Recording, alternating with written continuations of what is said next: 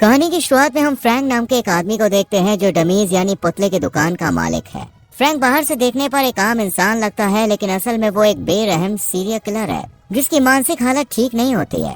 उसे हेलुसिनेशन आते रहते हैं और पुरानी यादें उसे सताती रहती हैं। फ्रैंक रात में एक बार के बाहर होता है जहाँ उसे एक लड़की दिखती है जो बार से निकलकर अकेले घर जाने के लिए टैक्सी का इंतजार कर रही होती है, पर उसे ना तो टैक्सी मिलती है और ना ही कोई कैब। इसलिए वो रात के अंधेरे में पैदल घर के लिए निकल पड़ती है। फ्रैंक उस लड़की का पीछा करते हुए उसका घर देख लेता है और फिर चुपके से उसके घर के अंदर आकर घर की लाइट बंद कर देता है। फ्रैंक जब उस लड़की के पास आकर कहता है तुम बहुत सुंदर हो, तब वो लड़की डर कर चिल्लाने की कोशिश करती है, लेकिन फ्रैंक उसका मुंह बंद करने के लिए उसके मुंह में चाकू घुसेड़ देता है, यानी उसकी दर्दनाक मौत हो जाती है।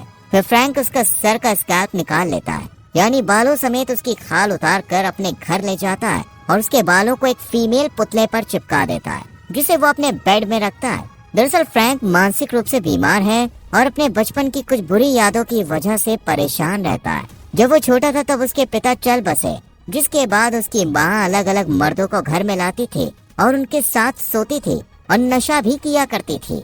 फ्रैंक का ख्याल रखना या उसे प्यार देने के बजाय उसे अनदेखा करती थी और बुरी तरह से पेश आती थी। इसी वजह से फ्रैंक के अंदर महिलाओं के प्रति गुस्सा और हिंसा भर गई और उसकी मानसिक स्थिति बिगड़ गई। अब फ्रैंक रात के अंधेरे में निकलता था और अकेली महिलाओं को अपना शिकार बनाता था। वो न सिर्फ उन्हें मारता था बल्कि उनकी खोपड़ी से बालों समेत खाल उतारकर उसे घर में रखे पुतलों के सिर पर चिपका देता था। उसने ऐसे ही 20 लड़कियों को मार दिया होता है। ऐसा करने से फ्रैंक को मानसिक संतुष्टि मिलती थी और उसे पुतले को इंसानों जैसा बनाने में मजा आता था। इसके बाद फ्रैंक एक डेटिंग साइट ज्वाइन करता है जहाँ वो एक लड़की से बातचीत शुरू करता है। जल्द ही दोनों डेट पर जाने का प्लान बनाते हैं। इसके बाद दोनों रात में डिनर के लिए एक रेस्टोरेंट में जाते हैं और बातचीत करने लगते हैं। लड़की को फ्रैंक काफी पसंद आता है। इसी बीच फ्रैंक को अजीब हेलुसिनेशन आने लगते हैं। उसे दिखता है कि लड़की के सर से खून बह रहा है और रेस्टोरेंट के सारे लोग उसे घूर रहे हैं। तभी फ्रैंक के सर में तेज दर्द होने लगता है क्योंकि उसे माइग्रेन की समस्या थी। वो तुरंत ही वॉशरूम में जाता है और दवा लेता है जिससे उसे राहत मिलती है। फिर वो लड़की के पास लौटता है तो वो लड़की उसे ड्रिंक करने के लिए अपने घर चलने के लिए कहती है। फ्रैंक उसकी बात मानकर उसके अपार्टमेंट जाता है। वहाँ लड़की उसे बहकाने की कोशिश करते हुए कम कपड़ों में आ जाती है, लेकिन फ्रैंक घबरा जाता है और उसे रुकने को कहता है। जब लड़की भी उसके करीब आने लगती है तो फ्रैंक उसका गला घोट देता है। लड़की दर्द से चीखती है और तड़पती है, लेकिन फ्रैंक उसकी जान ले लेता है। फिर वो उसकी खोपड़ी से बालों समेत खाल उतारता है और उसे अपने अपार्टमेंट में ले आता है। इसके बाद वो उसके बालों को एक और पुतले पर चिपका देता है। फ्रैंक का दिमाग सही नहीं है, इसलिए उसे लगता है कि वो लड़की अभी भी जिंदा है। इसलिए वो उस लड़की के पुतले को लेकर अपने बाकी पुतलों से मिलवाता है। जब फ्रैंक खुद को आईने में देखता है तो गुस्से में आईना तोड़ देता है क्योंकि वो लड़कियों को मारना नहीं चाहता था, लेकिन उसे अपने ऊपर काबू नहीं था। अगली सुबह जब फ्रैंक उठता है तो वो देखता है कि एना नाम की एक फोटोग्राफर लड़की उसके स्टोर के बाहर से उसके बनाए हुए पुतले की तस्वीरें ले रही है। फ्रैंक उसे अपने स्टोर के अंदर बुलाता है। एना उसे बताती है कि वो पुतलों की तस्वीरें लेने का काम करती है।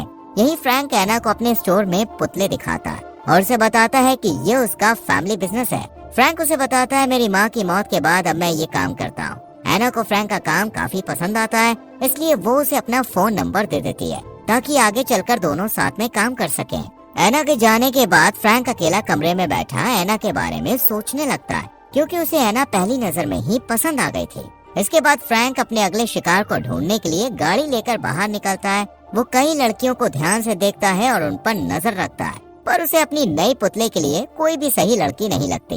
दरअसल फ्रैंक ने बचपन से ही देखा था उसकी माँ कैरेक्टरलेस औरत थी, इसलिए जब उसे कोई भी लड़की कैरेक्टरलेस लगती है तब वो उसे मार देता था। उसी रात में फ्रैंक को एक लड़की दिखती है जो एक डांसर होती है। वो उसका पीछा करने लगता है और जब डांसर लड़की सुनसान जगह पर अकेली होती है तब फ्रैंक उसके पीछे पड़ जाता है। डांसर लड़की को भी एहसास होता है कि फ्रैंक उसका पीछा कर रहा है। वो डर जाती है और उसका पीछा करने से मना करती है, पर फ्रैंक पीछा करना बंद नहीं करता। डांसर लड़की भागते हुए पार्किंग के पास पहुंचती है, पर फ्रैंक उसे पकड़ लेता है और चाकू से ताबड़तोड़ वार करके उसे गंभीर रूप से घायल कर देता है। डांसर लड़की गिड़गिड़ाते हुए अपनी जान की भीख मांगती है, पर फ्रैंक को उस पर जरा भी तरस नहीं आता। वो चाकू से फिर से हमला करके उसे बेरहमी से मार डालता है और उसके सिर की खाल काटकर उसके बाल अपने पुतले पर लगाने के लिए अपने घर ले जाता है। अगले दिन एना फ्रैंक के स्टोर में आती है जहाँ वो पुतलों को ठीक कर रहा होता है। एना पुतले की तस्वीरें लेने लगती है और उससे पूछती है कि उसे कुछ पुतले अपने एग्जीबिशन के लिए चाहिए। इस पर फ्रैंक बिना हिचकिचाए उसे पुतले देने के लिए रेडी हो जाता है। फिर दोनों बाहर घूमने जाते हैं, जहाँ फ्रैंक की नजर सिर्फ एना पर होती है।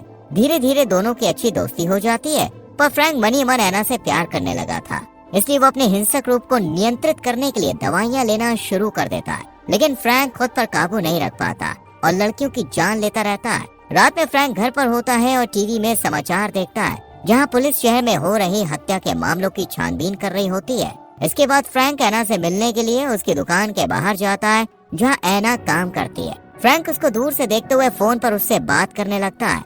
दोनों कल साथ में फिल्म देखने का प्लान बनाते हैं। अगली रात दोनों मूवी देखने जाते हैं, जहाँ फ्रैंक को फिल्म में अपने ही किए गए हत्याओं का रिफ्लेक्शन दिखता है, जिसे देखकर वो अजीब महसूस करता है। फिल्म खत्म होने के बाद एना और फ्रैंक थिएटर के बाहर आते हैं। तभी एना के पास उसके बॉयफ्रेंड का फोन आता है, जो उसे एक बार में मिलने के लिए बुलाता है। फ्रैंक एना से पूछता है कि किसका कॉल था, तब वो जवाब देती है, मेरा बॉयफ्रेंड जो मुझे बार में मिलने बुला रहा है। ये सुनकर फ्रैंक को काफी बुरा लगता है, क्योंकि उसे लगता था कि एना सिंगल है।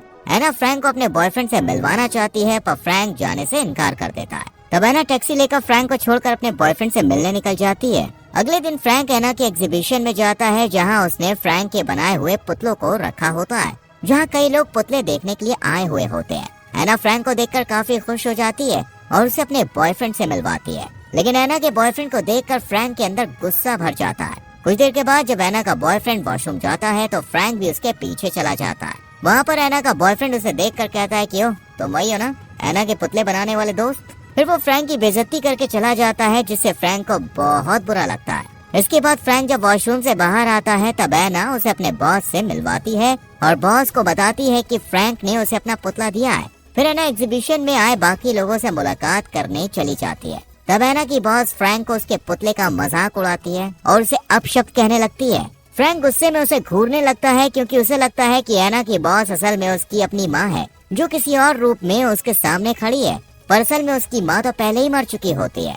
लेकिन फ्रैंक का दिमाग उसे भ्रम में डाल देता है। जब एना की बॉस अकेले घर जाने के लिए निकलती है, तो फ्रैंक उसका पीछा करता है और उसके घर का पता देख लेता है। रात में जब एना की बॉस बाथटब में नहा रही होती है, तभी फ्रैंक घर में घुस जाता है और उसके पास आता है। उसे देखकर बॉस डर से चीखने की कोशिश करती है, लेकिन फ्रैंक उसका गला पकड़ लेता है और बार बार पानी में डुबाने लगता है, जिससे वो बेहोश हो जाती है। जब बॉस को होश आता है, तो वो बेड में खुद को बंधा हुआ पाती है। वो रोते हुए फ्रैंक से उसे छोड़ने की विनती करती है, लेकिन फ्रैंक कहता है कि तुम मेरी माँ हो, जो अपना रूप बदल कर यहाँ पर आई हो। तुमने मुझसे कभी भी प्यार नहीं किया, कभी मेरा ख्याल नहीं रखा, हमेशा मुझे नजरअंदाज करती रही। फिर गुस्से में आकर फ्रैंक बॉस को चाकू मार देता है, जिससे उसकी मौत हो जाती है। इसके बाद फ्रैंक उसके भी सिर की खाल उतार लेता है, ताकि वो उसे अपने पुतले में लगा सके। अगले दिन फ्रैंक एना को कॉल करके अपने दिए हुए पुतलों को वापस मांगता है। एना रोते हुए कहती है, कल रात मेरी बॉस के घर में उसका मर्डर हो गया और पुलिस अब मुझसे पूछताछ कर रही है, जिसके चलते मैं बहुत डरी हुई हूँ। ये सुनकर फ्रैंक कहता है, तुम चिंता मत करो, मैं अभी तुम्हारे पास आ रहा हूँ। जब फ्रैंक एना के घर पहुँचता है, तो वहाँ एक लड़के को देखता है। एना उसे बताती है कि ये उसका पड़ोसी है। फिर वो लड़का कहता है कि उसे कुछ जरूरी काम है, इसलिए वो जा रहा है। जब फ्रैंक और एना अकेले होते हैं, तो एना बताती है कि उसका अपने बॉयफ्रेंड से ब्रेकअप हो गया है। यहाँ पर एना को लगता है कि उसे कल रात अपनी बॉस के साथ रहना चाहिए था, लेकिन फ्रैंक उसे समझाने की कोशिश करता है और कहता है कि तुम्हें अपने आप को इस मर्डर का जिम्मेदार नहीं मानना चाहिए, जो होना था वो हो गया है। फ्रैंक उसे सांत्वना देने के लिए एना के कंधों की मालिश करने लगता है और उसके बालों को देखकर कहता है, इंसान के शरीर में सिर्फ बाल ही है जो कभी सड़ते नहीं है। एना अभी भी रो रही होती है, तभी फ्रैंक गलती से बोल देता है कि तुम्हारी बॉस यहाँ से कुछ ही दूरी पर रहती थी, लेकिन जब वो मुसीबत में थी तो उसने तुम्हें फोन करके क्यों नहीं बुलाया। ये सुनकर एना चौंक जाती है। वो फ्रैंक से पूछती है कि तुम्हें कैसे पता कि मेरी बॉस कहाँ रहती है। फ्रैंक समझ जाता है कि वो फंस गया है, इसलिए वो बता देता है कि एना की बॉस और बाकी गायब हुई लड़कियों के मरने के पीछे उसका हाथ है। एना को समझ में आ जाता है कि फ्रैंक ही असली किलर है, जिसने उसकी बॉस और बाकी लड़कियों को मारा है। एना जल्दी से किचन से चाकू उठा लेती है और फ्रैंक को घर से जाने के लिए कहती है, लेकिन फ्रैंक जाने से मना कर देता है और उसकी तरफ बढ़ने लगता है। डर के मारे एना फ्रैंक के हाथ में चाकू मारकर खुद को वॉशरूम में बंद कर लेती है और अपने पड़ोसी लड़के को आवाज लगाती है। फ्रैंक दरवाजा खटखटाकर एना से कहता है कि डोर खोलो एना, कुछ नहीं होगा। लेकिन तभी उसका पड़ोसी शोर सुनकर घर का दरवाजा खोलने के लिए कहता है। फ्रैंक जल्दी से मांस काटने का बड़ा चाकू उठाकर छुप जाता है। जैसे ही पड़ोसी घर के अंदर आता है, फ्रैंक पीछे से निकलकर उस पर मीट क्लेवर से हमला कर देता है और उसे बेरहमी से मार डालता है। इसके बाद फ्रैंक वॉशरूम के दरवाजे पर दस्तक देता है और एना से कहता है कि डोर खोलो एना, लेकिन एना अंदर से दरवाजा नहीं खोलती। तभी फ्रैंक गुस्से में दरवाजा तोड़कर अंदर घुस जाता है और एना को पकड़कर उसका गला घोट देता है, जिससे एना तड़पते हुए बेहोश हो जाती है। इसके बाद फ्रैंक एना को बेहोशी की हालत में अपनी गाड़ी के अंदर पीछे वाली सीट में डालकर उसे घर ले जाने के लिए निकल जाता है। एना को जब आधे रास्ते में होश आता है तब उसे कार की पीछे वाली सीट में फ्रैंक का रखा हुआ एक पुतला दिखता है। वो उस पुतले से हाथ निकालती है और फिर मौका देखकर वो फ्रैंक के पेट में कई बार वार करती है, जिससे फ्रैंक घायल हो जाता है। जबकि एना सड़क पर भागती है और फ्रैंक उसको पकड़ने के लिए घायल हालत में धीरे धीरे आता है। एना रास्ते में गुजरती हुई कार को रोककर मदद मांगती है और कार के अंदर बैठ जाती है। ड्राइवर फ्रैंक को गाड़ी के आगे खून से लथपथ देखकर घबरा जाता है और अपनी कार से उसे कुचल देता है। फ्रैंक को टक्कर मारने की कोशिश में ड्राइवर का अपनी गाड़ी से कंट्रोल बिगड़ जाता है और उनकी कार का एक्सीडेंट हो जाता है, जिससे एना जख्मी हो जाती है, जबकि ड्राइवर मारा जाता है। एना किसी तरह कार से बाहर निकल जाती है। यहाँ खून से लथपथ फ्रैंक जानलेवा रूप से घायल एना के पास जाता है और उसको बताता है कि मैं तुमसे बहुत प्यार करता हूँ और मैं तुम्हारे साथ ही रहना चाहता हूँ। पर एना की हालत काफी खराब होती है और अब वो मरने वाली होती है। एना के मरने से पहले फ्रैंक उसके सर की खाल निकाल लेता है और फिर एना की मौत हो जाती है। इसके बाद फ्रैंक अपने घर लौटता है और एना के बालों को दुल्हन के जोड़े में सजे एक पुतले में लगा देता है। फिर उस पुतले को फ्रैंक अपने बिस्तर पर रख देता है ताकि उसके साथ वो रह सके। तभी फ्रैंक को कई लड़कियों का हेलुसिनेशंस आता है जिन्हें उसने मारा था। वो उस पर हंसते हुए उसका मजाक बनाती हैं। वो सभी लड़कियां फ्रैंक के पास आती हैं और उसे अपनी उंगलियों से नोच नोच कर मार डालती हैं। असल में फ्रैंक ने खुद को ही मार डाला था। कुछ देर के बाद जब एक स्वाट टीम फ्रैंक के घर के अंदर घुसती है तो उन्हें फ्रैंक मरा हुआ मिलता है। दरअसल फ्रैंक हमेशा से अकेला होता है और उसकी दुनिया पूरी तरह से खून, डर और हेलुसिनेशन से भर चुकी थी। पर जब उसने एना को देखा तब उससे प्यार हो गया और वो चाहता था कि वो अपने इस किलर रूप को खत्म कर दे। पर फ्रैंक ऐसा कभी भी नहीं कर पाया और उसकी मानसिक हालत उस पर भारी पड़ गई और आखिरकार वो मारा गया और इसी के साथ मूवी खत्म होती है। दोस्तों, अगर आप एना की जगह होते तो क्या आप फ्रैंक की हरकतों को पहले ही समझ पाते? इस पर अपनी राय कमेंट सेक्शन में जरूर दें। वीडियो को लाइक और शेयर करके चैनल को सब्सक्राइब करें और बेल आइकॉन प्रेस करें, जिससे आने वाली वीडियोस मिस ना हो। मिलते हैं अगली वीडियो में। Till then, bye bye, take care.